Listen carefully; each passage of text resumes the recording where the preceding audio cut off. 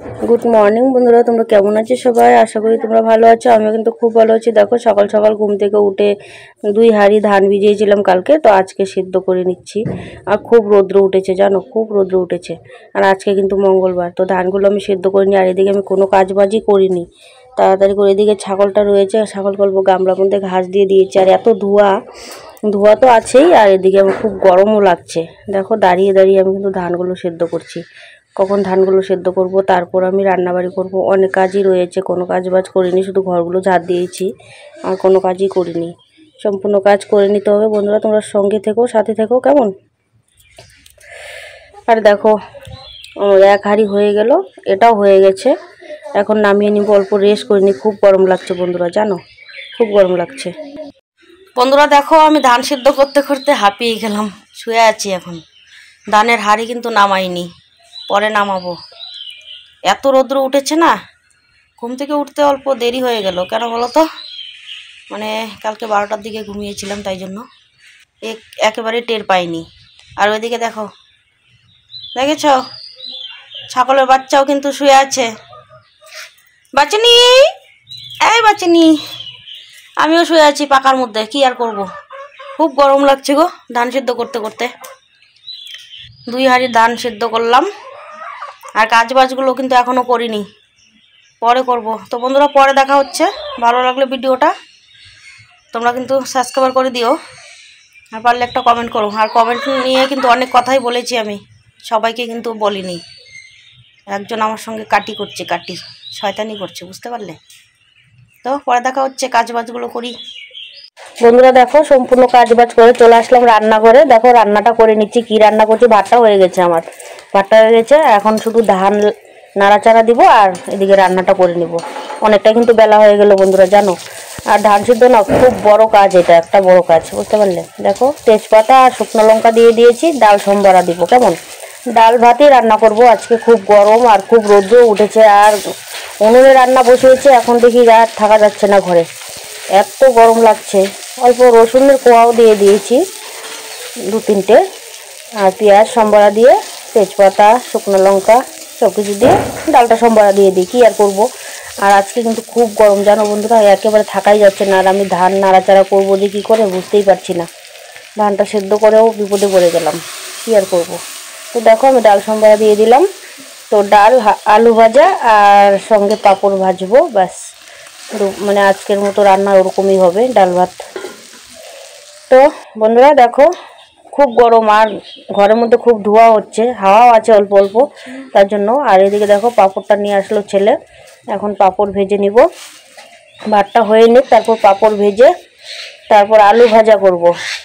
দেখো আলু ভাজা কেটে নিয়েছি, কাঁচা লঙ্কাগুলো ওখানেই রয়েছে, তোমাদেরকে দেখাই। দেখো কি রোদ্দু, দেখাই যাচ্ছে না। দেখো ধান রোদে দিয়ে দিয়েছি উঠানে। এখন ধান নাড়াচাড়া দিব অল্প, ধানটা অল্প নাড়াচাড়া দিয়ে নিই। অনেকক্ষণ হয়েছে নাড়িনি, আর ঘন ঘন নাড়তে হয়, কেন বলো তো, সাদা হয়ে যায়। খুব রোদ্দু উঠেছে তো, তাই জন্য। দেখতেই পাচ্ছ খুব রোদ্দু, তাকানো যাচ্ছে না ভালোভাবে। আর এদিকে তোমাদের দাদা ভাই গ্যাসে গেছে, তো গ্যাস থেকে আসবে, এদিকে অল্প খেয়েও যাবে। তাড়াতাড়ি আমি রান্নাটা করছি, অনেকটা কিন্তু বেলা হয়ে গেল, খাওয়া দাওয়া কিন্তু এখনও হয়নি। কী আর করবো। তো ধানটা অল্প নেড়ে চেড়ে ওদিকে রান্নাটাও হচ্ছে, ডালটা বসিয়ে দিয়ে আসলাম, মানে ডালটা সম্বার দিলাম। এখন নামাবো ধান নাড়াচাড়া দিয়ে। আর ধান সেদ্ধ না করলে হবে না, ভাবলাম যে আগেই সেদ্ধ করে নিব, কিন্তু করা হয়নি। এখন কয়দিন করতে হবে, ধান সেদ্ধগুলো করিনি, তারপর তো বর্ষা নেমে যাবে, তাই না? যেহেতু সেদ্ধ করেই খেতে হয় আমাদেরকে, কী আর করবো। আমাকে তো সেদ্ধ করেই খেতে হয়।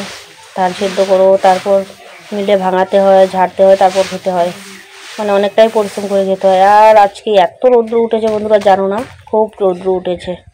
ওদিকে অল্প পাকা লঙ্কাগুলো রৌদ্রে দিয়েছি, আর সুপারিগুলোও দিয়ে দিয়েছি।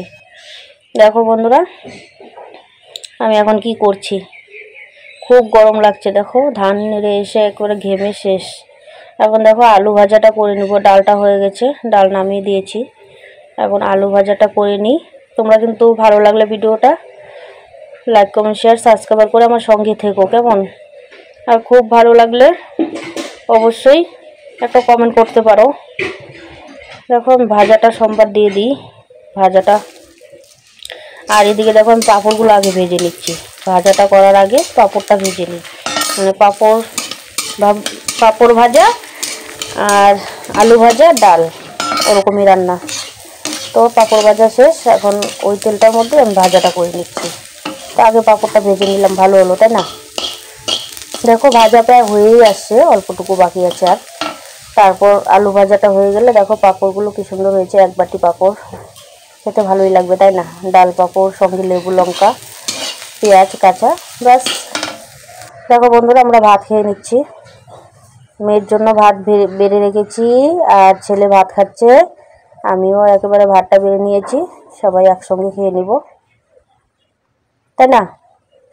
তো বন্ধুরা তোমরা কিন্তু অবশ্যই আমার চ্যানেলে যারা নতুন তারা সাবস্ক্রাইব করে আমার সঙ্গে থেকো, ভালো লাগলে ভিডিওটা একটা লাইক কমেন্ট করো।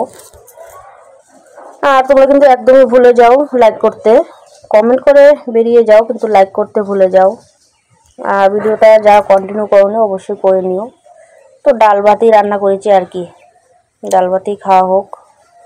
পাঁপড় ভাজা ডাল, গরমের দিনে দেখবে পাঁপড় ভাজা ডাল আলু ভাজা আর সঙ্গে লেবু লঙ্কা হলে ভালো হয়। দেখো থালার মধ্যে পেঁয়াজও রয়েছে, ব্যাস এরকমই রান্নাবাড়ি খাওয়া দাওয়া, কী আর করবো, সংসারের কাজ এরকমই আমাদের, মানে সারাদিন কাজ করে করে হয়রান হয়ে যায়। আর আজকে আমি উনুনে রান্না করেছি, আরও পরিশ্রমটা বেশি হয়ে গেছে, খুব রোদ্র উঠেছে।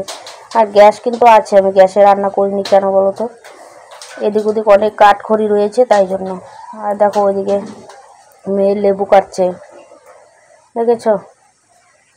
তবে ডালটা ঘরে নিয়ে রেখে দিই আর তারপর আমি ভাতটা খাই।